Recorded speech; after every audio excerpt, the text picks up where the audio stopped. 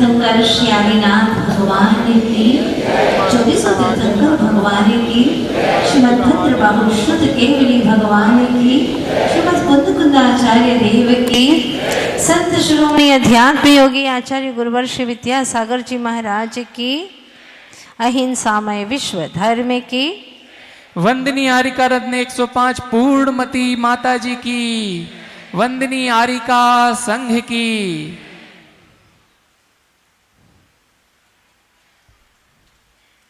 कभी देखा नहीं गया कि मछली को पानी से अरुचि हो। मछली को पानी से अरुचि असंभव है। जो मस्खरे लोग होते हैं वाचाल, उनको बातों से अरुचि हो संभव नहीं है। धन लंपट्टी को संपत्ति से, धन दौलत से अरुचि हो जाए संभव नहीं। जो विषय लंपटी हैं उनको स्त्री के रूप से अरुचि हो संभव नहीं है। प्रभु भक्त को प्रभु की भक्ति से अरुचि हो ये संभव नहीं है। तो आचार्य कुंद कुंद स्वामी कहते हैं एक सतज्ञानी को समय सार से अरुचि हो ऐसा संभव हो नहीं सकता। जहाँ आत्मा का सार मिलता हो, खजाना मिलता हो, जहाँ अनंत काल की भटकन की भ्रमणा निकलती हो, मिटती हो, स्वयं का स्वरूप समझ में आता हो, स्वानुभूति की झील में तैरने का अवसर हो, ऐसे पवित्र अवसर को ज्ञानी कभी छोड़ना नहीं चाहता। वो सारे काम छोड़ देगा लेकिन समय सार का स्वाध्याय नहीं छोड़ेगा। लाख बात की बातें, सारे काम छोड़ देगा लेकिन आत्मानुभव का अवसर छोड़ने वाला नहीं है, जिससे आत्मोत्थान होता है, जिससे परिणामों की विशुद्धि होती है। अरे दुनिया की चाहे कितनी ही सुख सुविधाएं, संपत्ति और कितनी ही धन के अंबार दे दिए जाए, लेकिन परिणामों की विशुद्धि उसके अधीन नहीं है। परिणामों की विशुद्धि अपने उपयोग को स्व सन्मुख करे तब कहीं परिणामों की विशुद्धि होती है। निज तत्व भासे स्वयं के सुध आए तब कहीं वह परिणामों की विशुद्धि कर पाता है। कितना मुश्किल है इस कार्य को करना। घर बनाना आसान, धन दौलत कमाना आसान है, ज़मीन जायदादें इकट्ठी करना आसान है, और मित्रों को अपना बना लेना, लोगों को अपना बना लेना, मीत बना लेना बहुत आसान है, प्रसिद्धि पा लेना, ख्याति पा लेना बहुत आसान है, लेकिन अपने परिणामों की विशुद्धि करना बहुत कठिन है, बहुत कठिन है। बाहर की भूलें सुधारना भी आसान है कि मैं अब ये भूल नहीं करूँगा, अभी तक मैंने धंधे में बहुत ही घाटा लगाया है पर अब नहीं करूँगा। दूसरों से सीख लेता है और धंधा भी अच्छा चला सकता है। जो भूलें उसने पहले की हैं वो नहीं करेगा, दूसरों से सीख करके। लेकिन अपने भीतर के भ्रम को मिटाना सिर्फ अपने ही हाथ में है, और जब तक अपने उपादान को, अपनी रुचि को जागृत नहीं करेगा तब तक अपने भ्रम को मिटा नहीं सकता। भ्रम को मिटाना बहुत कठिन है, तोड़ना भ्रम को बहुत कठिन है, और जब तक भ्रम नहीं टूटेगा एकत्व स्वरूप उसको भासेगा नहीं। एकत्व विभक्त आत्म तत्व का दर्शन नहीं होगा और शरीर की सुंदरता में ही लगा रहेगा, उसी को सजाने में लगा रहेगा। जबकि आचार्य कुंद कुंद स्वामी कहते हैं सुंदर तो तेरी आत्मा है। चाहे कितना ही सुंदर रूप हो, कौन देखना चाहता है। फेंक देते फूल को खुशबू निकल जाने के बाद, कौन करता है खुशामद पद से हट जाने के बाद। तन जला देते हैं तब कब चेतन निकल जाने के बाद। तो जिसको सजाने में, संवारने में, खिलाने में, पिलाने में, कमाने में पूरा 24 घंटा लगाया जा रहा है, सुलाने में, किसके लिए? तन के लिए। तन की सेफ्टी, तन की सुरक्षा, तन के लिए इतना कर रहा है, इतना कर रहा है, धन भी कमा रहा है तो तन के लिए कमा रहा है। वो तन एक समय में अलग हो जाता है जब चेतन निकल जाता है।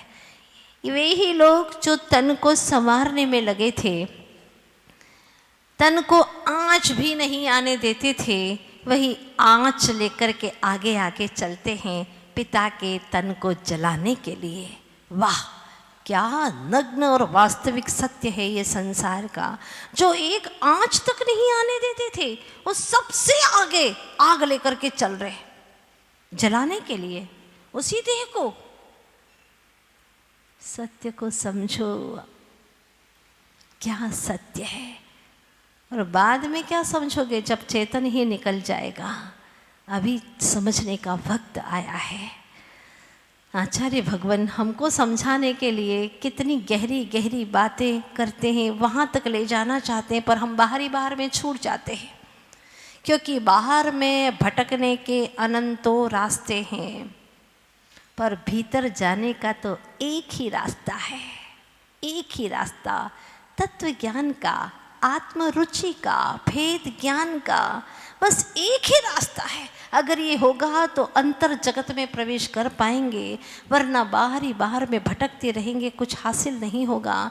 वही पुनरपि जननम पुनरपि मरणम जननी जठरे पुनरपि शयनम, पुनः जन्म पुनः मरण, वही माँ के गर्भ में पड़ा रहेगा, फिर जन्म लेगा, फिर मरण करेगा, और कुछ भी नहीं, जो अनंत काल से सिलसिला चलता आ रहा है। कब जागेगा, क्या करें, कुछ समझ में नहीं आता। कितने कितने उदाहरण हमारे ऋषि मनीषियों ने हमारे सामने रखे। उन्होंने एक उदाहरण सामने रखा। रात व्यक्ति सो रहा था, सपने में देखा भयंकर आग लग गई है घर के अंदर, फैक्ट्री के अंदर एक साथ आग लग गई है, और धूं धूं करके फैक्ट्री जल रही है, घर जल रहा है, क्योंकि घर और फैक्ट्री बिल्कुल साथ ही साथ में थे, एक दीवार की ओर थी, और भयंकर आग लग गई है। आग इतनी कि मानो गगन को छू रही है, इतनी तेज तेज लपटे वह देख रहा है, और मोह तो था ही, रो रहा है सुबक सुबक करके, पसीना पसीना हो गया शरीर के अंदर, सुबक रहा था। पूछना चाहती हूँ, इतनी पीड़ा, इतनी वेदना, आग लग रही, उस आग को बुझाने के लिए क्या करना पड़ेगा? कितना पानी लाएंगे? फैक्ट्री भी जल रही है और घर भी जल रहा है, कितना पानी लाना पड़ेगा बताओ? सब लोग चुप बैठे। अरे भाई, पानी नहीं लाना पड़ेगा, एक बूंद भी पानी नहीं चाहिए। हाँ, एक बूंद भी पानी नहीं चाहिए, बिना पानी के वो आग बुझ सकती है। हाँ, वो राग की आग, राग की आग जो जल रही है वो बिना पानी के बुझ सकती है। बाहर की आग को बुझाने के लिए तो पानी की ज़रूरत है, लेकिन भीतर के राग की आग को बुझाने के लिए एक बूंद पानी की ज़रूरत नहीं। पानी की नहीं, उसको जगाने की ज़रूरत है। जगा दो उसे। क्यों रो रहे हो? मेरी फैक्ट्री जल गई। अरे नहीं जली है, सपने में जली है, सपने से जागो, मोह दशा से जागो, चेतन कहाँ पड़े सोते। क्या कह रहे हैं आचार्य भगवान? जगाते और कहते कहाँ सो रहे हो? हाँ, भ्रम में पड़े हो तुम। उसके लिए उसको जगाने की आवश्यकता है, पानी की आवश्यकता नहीं है, बस ऐसे ही जगाने की आवश्यकता है। जागृत होना है। जो सुषुप्त चेतना है, मोह की नींद में सोया है, मोह की चादर ओढ़ करके सोया है, भले लग रहा है कि अभी टकटकी लगाए देख रहे हैं, सब सुन रहे हैं, सुनते हुए भी सो रहे हैं, खाते हुए भी सो रहे हैं, चलते हुए भी सो रहे हैं, बोलते हुए भी सो रहे हैं।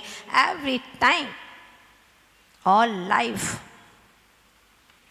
अनकाउंटेबल लाइफ, अनंत अनंत जीवन बीत गए, सोया ही सोया है, जागा ही नहीं है। जागते हैं तो आपको दिखता है ना, जागृति का क्या प्रूफ है तुम्हारे पास में कि हमें सब देख रहे हैं, जाग रहे हैं हम? नहीं, जागृति का प्रमाण यह है कि तुम अपने आप को देख सको। जो अपने आप को ना देख पाया वो कैसा जागृत है? कुंद कुंद स्वामी कहते हैं, तो कहाँ जाग रहा है? डायमंड की रिंग खो गई, आपको लगा कि डायमंड की रिंग खो गई है, और बहुत ही टेंशन में आ गए। क्लास में आना था, आ ही नहीं पा रहे, इधर उधर देखते रहे, कहाँ खो गई, बिस्तर में तो नहीं रह गई। बिस्तर देखा, आसपास में देखा, थोड़ी सी दूर पर नाली थी, वहाँ पर भी आपने हाथ डाल करके देख लिया, भैया 1 करोड़ की रिंग है, डायमंड रिंग है, कहाँ चली गई समझ में नहीं आ रहा।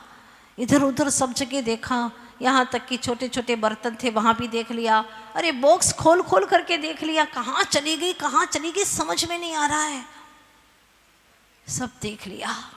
इसके बाद में धीरे से आपको लगा कि चलो जाना तो है, टाइम भी हो रहा है, अपने पॉकेट में ही देख लो। जैकेट की पॉकेट भी देखा तो रिंग तो उसी में पड़ी मिल गई उसे।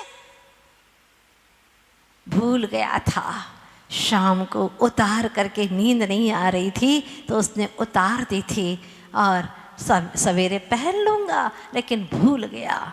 अब सच में रिंग खो गई थी या वह भूल गया था? बोलो, भूल गया था, खोई नहीं थी, कहीं खोया नहीं था वह, लेकिन उसके अंदर ये बात आ गई, विस्मृति हो गई और वह भूल गया। कई बार ऐसा होता है ना, आप भूल जाते हैं, कहाँ रखते हो और कहाँ ढूंढते रहते हो। तो वास्तव में चीज खोई नहीं है, मैं खोया नहीं हूँ, मैं तो मुझ में हूँ, लेकिन मैं भूल गया हूँ अपने आप को कि मैं भी चेतन आत्मा हूँ। जैसे बुढ़िया, पुराने जमाने की कहानी है और बड़ी अच्छी कहानी है, प्रासंगिक कहानी है। बुढ़िया सुई ढूंढ रही थी, ढूंढते ढूंढते सवेरे कई युवक निकले वहाँ से, तो पूछा, माँ जी क्या ढूंढ रही हो? बेटा सुई खोज रही हो। हाँ, सुई खोज रही हो, कहाँ खोज रही हो?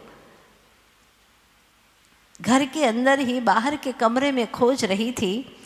तो युवकों ने कहा कि यहाँ इतना घोर अंधेरा है, अंधेरे में थोड़ी ना मिलेगी, जरा उजाला में ढूंढोगे तो मिलेगी आपको। अब बुढ़िया तो बुढ़िया ही थी, पुराने ज़माने की, उसने कहा बच्चे तो आज के पढ़े लिखे होशियार होते हैं। हाँ, होशियार होते हैं, उसको क्या पता था किसी यार जैसे होते हैं, होशियार होते हैं। तो उसने सोचा कि चलो उजाले में ढूंढने की बात कह रहे हैं, तो बाहर चली गई, जहाँ पर रास्ता था, उजाला था, वहाँ ढूंढने लगी। शाम हो गई लेकिन सुई तो मिली ही नहीं।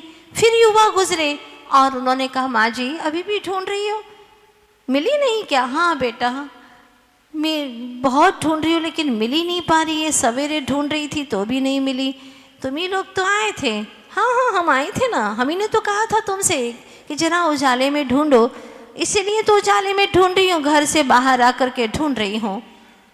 अरे माँ जी, हमारे कहने का मतलब ये था कि जहाँ खोई है वहाँ उजाला करके ढूंढो। आप सुई कहाँ पर खोई थी आपकी? वो तो घर के अंदर ही खोई थी और आप अंधेरे में ढूंढ रही थी, तो हमने ये कहा था कि वहाँ उजाला करके ढूंढो, अंधेरे में कोई मिलेगी क्या?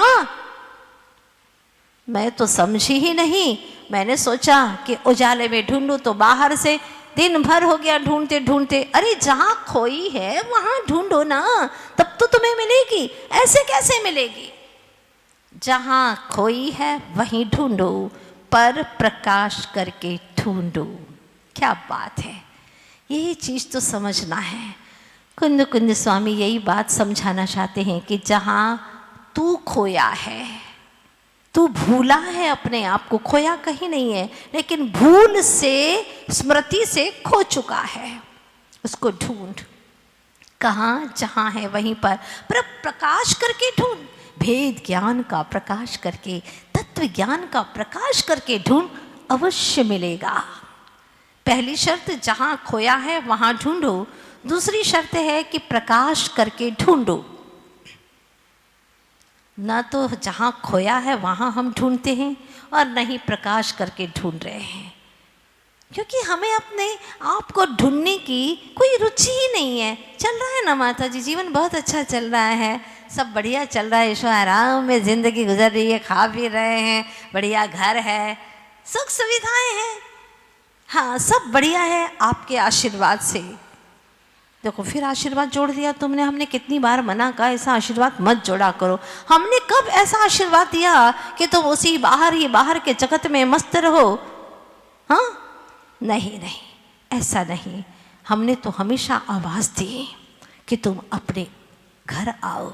चेतन, कब तक बाहर में घूमते रहोगे? अपने घर आओ। और अपने घर में आओगे तो तुम्हें प्रकाश करने का भी ज्ञान होगा। प्रकाश करोगे, अपने आप को देखोगे, फिर तुम जीवन में, अनंत जीवन में कभी किसी को नहीं देखोगे। अनंत जीवन भी कदाचित लेने पड़े, अर्ध पुद्गल परावर्तन काल तक भी संसार में भ्रमण करना पड़े, फिर भी एक समय ऐसा जरूर आएगा कि तुम अपने आप के घर आओगे, अपने परमात्मा को देखोगे, निहारोगे और स्वयं ही परमात्मा तत्व को प्रकट कर लोगे। वो क्षण तुम्हारे जीवन में आएगा। एक प्रभु का स्मरण, एक प्रभु की भक्ति ही मात्र एक ऐसा उपाय है जो तुम्हें हर प्रकार के विकट परिस्थितियों से बचा सकता है। बस उनकी भक्ति करना है। अगर भक्ति नहीं की तो ध्यान रखना, तेरा उद्धार नहीं हो सकता। भगवान की भक्ति करेगा, जिन भक्ति करेगा तो निज भक्ति भी करेगा, निज तत्व की महिमा भी आएगी। जिन शासन ऊपर तो राख विश्वास, तने कदी ना करशे निराश। जिन शासन के ऊपर अगर रखेगा विश्वास तो तुझे जिन शासन कभी भी निराश करने वाला नहीं है, निश्चित बात है। और कहती भी है ना कि प्रभुनु स्मरण सर्व रोगों ने एकमात्र दवा छे। चाहे कितने ही रोग हो, जन्म जरा मृत्यु का भी भयंकर रोग हो, संसार परिभ्रमण का रोग हो, भव भ्रमण के रोग से भी मिटाने वाला अगर कोई एक औषधि, एक दवाई है तो वह है प्रभु का स्मरण। बस बाहर के प्रभु का स्मरण करेगा तो तुझे निज प्रभु का भी स्मरण आएगा। लेकिन कैसे स्मरण करेगा? भीड़ में नहीं हो पाएगा। जब तक तू अपने ज्ञान की नीड़ में नहीं आएगा तब तक तुझे स्मरण होने वाला नहीं है, क्योंकि दुनिया को देखेगा तो दुनिया ही तुझे दिखेगी और उसी की रुचि है तो उसी को देखता रहेगा, उसी के बारे में सोचता रहेगा। सच बताओ, आप परिवार के बारे में कितना सोचते हो? बोलो माता जी, हम तो सब के बारे में सोचते हैं।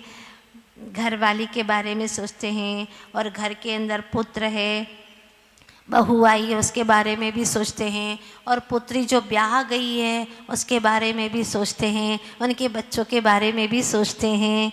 कितना लंबा चौड़ा परिवार है, सब के बारे में सोचते हो। अपने बारे में कब विचार करोगे? ये बुद्धि मिली है बहुत दुर्लभता से, तो उसको तुम नष्ट किए जा रहे हो। थोड़ी सी देर अकेले बैठो, सारे विकल्प जाल छोड़ करके। और सच तो यह है कि तुम आपके अकेले हो ही, पर मान नहीं रहे हो। बस मान लो कि तुम अकेले हो, इतना ही कह रहे। एकत्व स्वरूप है तुम्हारा, एक अकेले ही हो तुम, तुम्हारा स्वभाव ही ऐसा है। आचार्य भगवान समझाते हैं, जन्मे मरे अकेलो चेतन, सुख दुख का भोगी।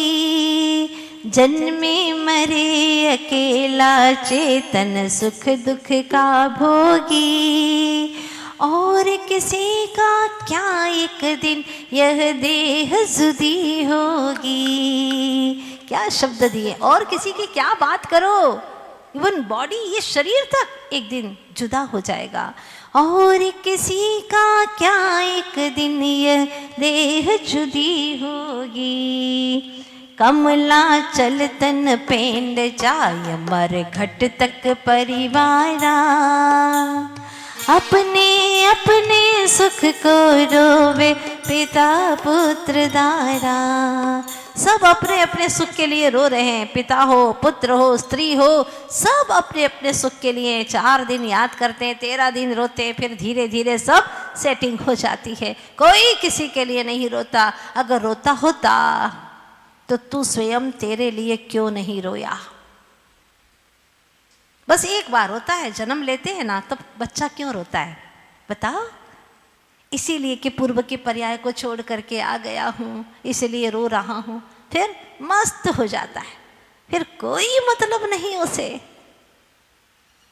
संसार के अंदर एवरी मैन सेल्फिश मैन है। सब अपने अपने स्वार्थ के लिए। ये बात बुरी लगती है। आप कहोगे किसी से अपने से तो वो कहेगा ऐसा बिल्कुल भी नहीं, हम तुम्हारे लिए जान न्यौछावर कर सकते। वो जान तुम्हारे लिए नहीं दे रहे, अपने राग के लिए दे रहे हैं। ध्यान देना, उतना राग है उसे कि वो अपने राग के लिए जान भी दे सकता है। अपने लिए नहीं, अपने यानी चेतन आत्मा के लिए नहीं, वो राग के लिए जान दे रहा है। ये बहुत गूढ़ बातें हैं, गूढ़ बातें। व्यक्ति रो रहा था। आस पड़ोस के लोगों ने पूछा, भाई तुम क्यों रो रहे हो? उसने कहा, रो नहीं तो करूं क्या? अरे तो रोने के सिवा भी तो बहुत सारे काम हैं, रोने की क्या जरूरत है तुम्हें? क्यों रो रही हो? बात ही ऐसी है रोने जैसी। क्या बात है भाई, अगर तुम्हारा रोना हम बंद करा सकते हैं तो बताओ जरा, क्या बात है? उसने कहा, क्या बताऊं तुम्हें, बहुत दुख की बात है। दुख की बात है? ऐसा कौन सा दुख आ पड़ा, बोलो तो सही। ऐसी बात है, आज से ठीक यही क्या बोलो ना, हाँ यही 19 तारीख थी। फिर क्या हुआ था? ठीक 19 तारीख को मेरे दादाजी मर गए थे। तो अभी काहे को रो रहे हो?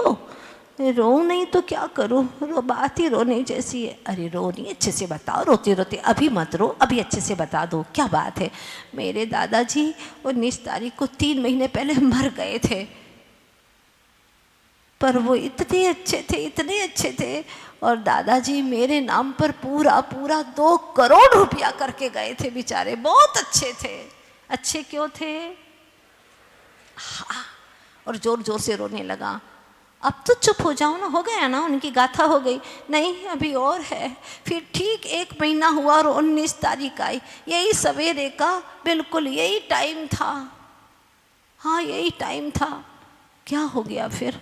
मेरे ताऊ थे ना, बहुत प्यार करते थे मुझसे, बहुत प्यार करते थे बेचारे, वो भी अकस्मात चले गए।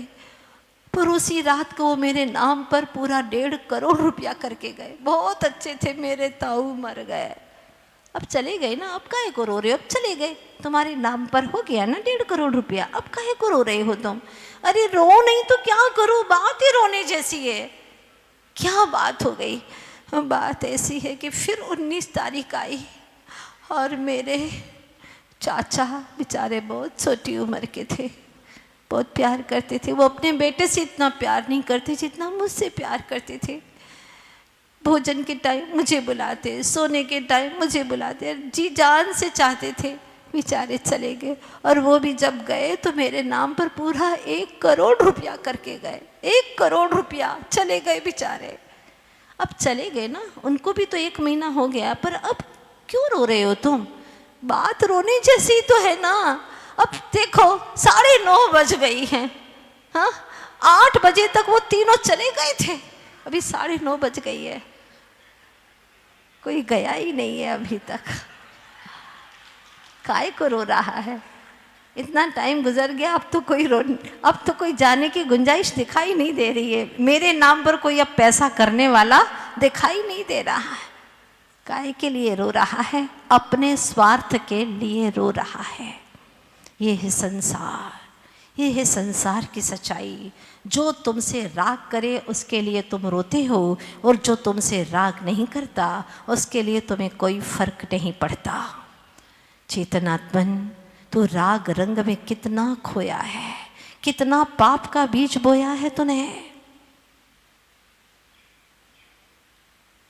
जाग, कहा है ना, बाहर बाहर भटकाने के स्थान जगत में कई कहे, किंतु भीतर तक जाने में एक मार्ग ही मात्र रहे। कहीं अटक ना जाना चेतन, सीधे सीधे चले चलो, पर में कहीं न दृष्टि डालो, सचेत होकर शीघ्र बढ़ो। बढ़ते जाओ, अंतर्दृष्टि करो, अंतर्दृष्टि करो चेतन, बढ़ते जाओ। यहाँ कोई तुम्हारा नहीं है, सब स्वार्थ का मेला है। ए यत्तनिच्छे गदो समो, एक अकेला कर दो। जब अकेले हो जाते हैं तो कोई विकल्प है क्या? बोलो भाई, एक भी सन है तो टेंशन है, एक भी सन है तो टेंशन है। अब सन भी नहीं, एक अकेला, मतलब शरीर भी नहीं, इवन बॉडी तक को भी अलग कर दिया, ये भी मेरा नहीं। ओनली सॉल, सिर्फ एक आत्मा, अखंड चैतन्य आत्मा, असंख्यात प्रदेशी चेतन आत्मा, और कुछ नहीं, नथिंग। मान रखा था अपना, लेकिन अब समझ में आ गया कि एक एक परमाणु मुझसे भिन्न है, उनसे उनके लिए क्या विकल्प करूं, क्यों विकल्प करूं? आचार्य भगवान एक बार गुनगुना रहे थे, किसी ने भजन गाया था और अंतर अंतर में उनके ये धुन चल रही थी, कुछ लेना न देना मगन रहना, कुछ लेना न देना मगन रहना, निज आत्म की मुझको लगन रखना, निज आत्म की मुझको लगन रखना, कुछ लेना न देना मगन रहना। और आंख मूंद करके समा गए अपने आप में, और दिव्य तेजोमय उनका वह स्वरूप दिखाई दे रहा था, रूप के माध्यम से डूब गए। और कई घंटे बीत गए, आचार्य भगवान डूब गए अपने आप में। ये है स्व समय, जो अपने आप में उपयोग डूब जाए, वो है स्व समय, अपना समय, अपने लिए समय, अपने आप की अनुभूति का समय, वही स्व समय है। क्या टेस्ट आ रहा है? कमेटी वालों ने भोजन की अच्छी व्यवस्था की है, भोजन बड़ा टेस्टी है भैया। हाँ, अच्छा लगा यहाँ पर आकर के। क्या अच्छा लगा? भोजन अच्छा लगा, व्यवस्था भी बहुत अच्छी करके रखी है। हाँ, बाहर की व्यवस्था अच्छी लगी। तो परिणाम की अवस्था कब सुधारेगा? ये सारी व्यवस्था भीतर के परिणामों की अवस्था को सुधारने के लिए थी, और वहां तक तो तू पहुंचा ही नहीं। ये बदसूरत शरीर, 9 प्रकार के मल द्वार से भरा गंदा शरीर, इसीलिए बाहर में ये दिया गया है। इसके भीतर पवित्र चेतन आत्मा विराजित है कि तू इस मल को मल समझ करके उसको छोड़ सके और निर्मल स्वरूप आत्मा की ओर अपनी दृष्टि पहुंचा सके। पर अफसोस, तेरी दृष्टि तो मल ही मल के अंदर लिपट करके रह गई, उसी से प्रेम करने लगा, उसी से राग करने लगा, और पढ़ता भी जा रहा है, नवद्वार बहे घिनकारी, हस देह करे हम यारी। ये बोल भी रहा है। हाँ, 12 भावनाएं है ना, 12 भावनाएं में अशुचि भावनाएं बोल रहा है, पाठ कर रहा है और पाउडर लगा रहा है। नवद्वार बहे घिनकारी, हस देह करे हम यारी। क्या कर रहा है? हाँ, लिपस्टिक लगा रहा है, लगा रही है, और पूरा पूरा लिपाई पुताई चल रही है। नवद्वार बहे घिनकारी, अस देह करे हम यारी। देखो भगवान, हम आपके चेले, देखा आपने? नवद्वार से मल बह रहा है, फिर भी हम इससे प्रेम करते हैं। क्या शूरवीर हैं हम! क्या काम कर रहे हो तुम? ये सत्कार्य नहीं कर रहे हो, दुष्कृत्य कर रहे हो। इतनी यारी करो जिससे वो तुम्हें अपने गंतव्य स्थान तक पहुंचा दे। मैं ये नहीं कह रही हूँ कि इसको खिलाओ पिलाओ भी मत, सुलाओ भी, जितना आवश्यक है, जिससे गाड़ी हमें अपने गंतव्य तक पहुंचा दे। गाड़ी में पेट्रोल डालते हैं, साफ सफाई भी करनी पड़ती है, सिर्फ इसीलिए कि वो गाड़ी हमें अपने मंजिल तक पहुंचा दे, सिर्फ इसी के लिए। तुम तो इसी में लग गए। किराए का मकान था, 5 महीने के लिए मिला था भाड़े का, ध्यान रखना। हाँ, अब इसी का रंग रोगन करने में लग गए, लिपाई पुताई 5 महीने तो इसी में लग गए। भाई रहो ना तुम चैन से, रह लेंगे ना, रह लेंगे। पहले साफ सफाई लिपाई पुताई अच्छे से करवा दो, करवा लेने दो, इसके बाद में क्या रहोगे? फिर मकान मालिक खाली करवा देगा। 5 महीने का अवसर है, अवधि इसकी 5 महीने की है, फिर इसके बाद में खाली करवा देगा, रह ही नहीं पाओगे। जिंदगी मिली तो इसके लिपाई पुताई में पूरा समय बर्बाद कर दिया।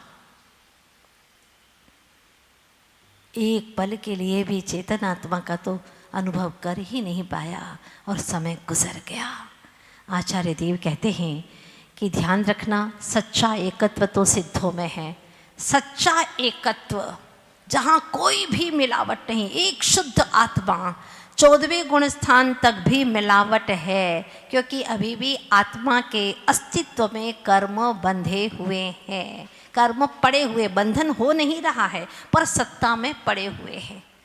14वें गुण स्थान के अंतिम समय में सत्ता से सारे कर्मों की विच्छुति हो जाती है।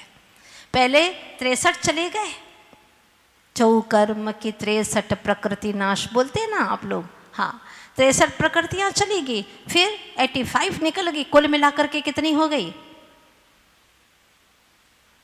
63 और 85 85 कितने हो गए कुल मिलाकर के? 148 कर्म प्रकृतियां, सबका सत्यानाश हो गया। आप लोग बोलते हैं ना, सत्यानाश हो जाए। दूसरों को गाली मत देना, है ना, आज से खुद को देना।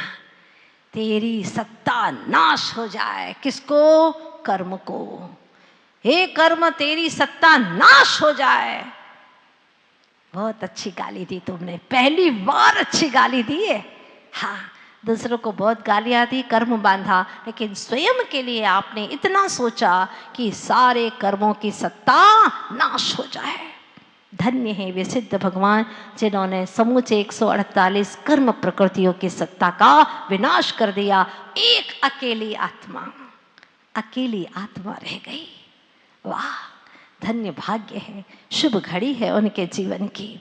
इसीलिए आचार्य देव समझाते हैं कि तूने अज्ञानता में तन उत्पन्न हुआ तो तूने मान लिया कि मैं उत्पन्न हो गया। तन नशने लगा तो तूने सोचा कि मैं ही नष्ट हुआ जा रहा हूँ। 6 ढाला में दौलत राम जी ने भी यही बात कही है। तन उपजत अपनी उपज जान, तन नशत आप को नाश मान।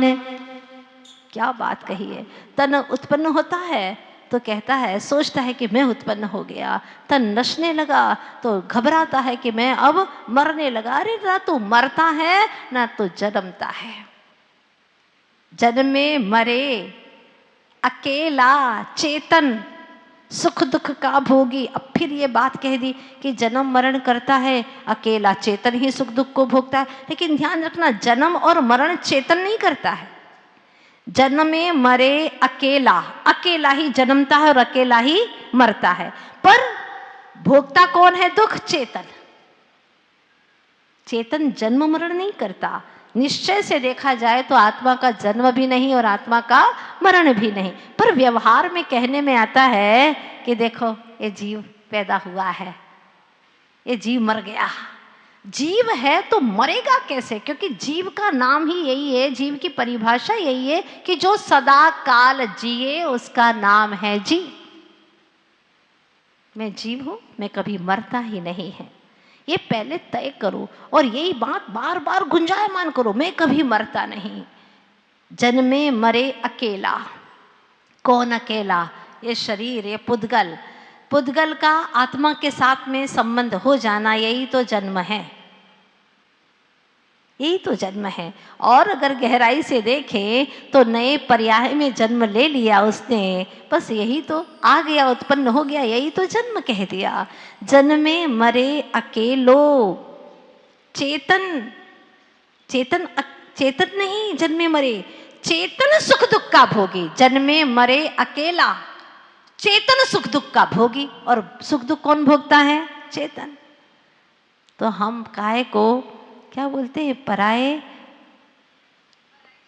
पराई शादी में, हाँ, ये सब पुद्गल के ठाट पाट है और तुम बड़े दूल्हा बन करके अपने आप को क्या समझ रहे हो? कोई सार नहीं है। पर द्रव्य में मौज बनाना ये दुख को आमंत्रण करना है। तो यहाँ कुंद कुंद स्वामी कहते हैं, जिस दिन तू अकेला हो जाएगा, तीनों लोक में सर्वत्र सुंदर ही सुंदर एकमात्र तू होगा। एकमात्र तू मतलब अनंत सिद्धों के साथ में एक तेरा भी नाम जुड़ जाएगा। जब तू सिद्धत्व को प्राप्त करेगा, वो सिद्ध प्रभु तो हैं ही सुंदर सब जगह, और तू भी शेष तीन लोक के अज्ञानियों की जमात में तेरा नाम भी सर्वश्रेष्ठ और उत्तम, सर्वत्र सुंदरता में तेरा नाम आ जाएगा। विश्व सुंदरी बनना है क्या? हाँ, बनना तो है। कोई रूप का ठिकाना नहीं है, और बन भी जाओगे तो विश्व सुंदरी किसे कहते हैं? ये कुछ देश है, बस इन्हीं की तरफ देखोगे। अरे तुम तो त्रिलोक सुंदरी बनो, त्रिलोक सुंदरी। चेतन आत्मा त्रिलोक सुंदरी तब बनेगा जब स्वरूप उद्घाटित हो जाएगा और सिद्धत्व शुद्धत्व के रूप में परिलक्षित होगा। वो है त्रिलोक सुंदरी का स्वरूप, जो रूपातीत होगा, रूप से परे होगा, देह से परे विदेह रूप को धारण करेगा। वो होगा सबसे सुंदर, त्रिलोक सुंदरी, त्रिलोक सुंदर का रूप होगा, स्वरूप होगा। आचार्य भगवान कहते हैं, आज एक पंक्ति पूरी हो गई है।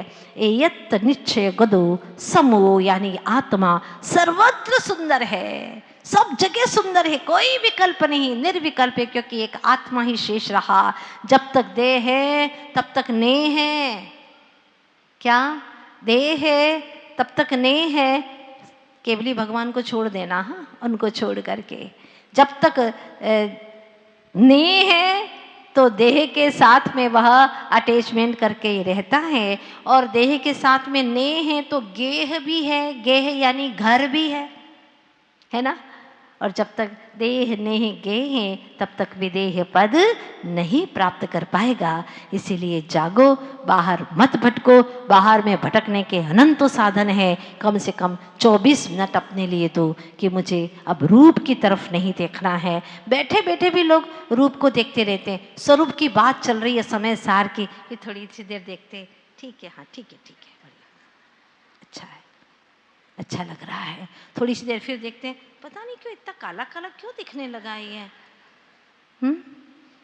कभी लगने लगता है कि मोटा हो गया, कभी लगने लगता है कि दुबला हो गया। पता नहीं कितने रूपों में रूपायित करता रहता है ये, और देखता रहता है, इसको निरखता रहता है।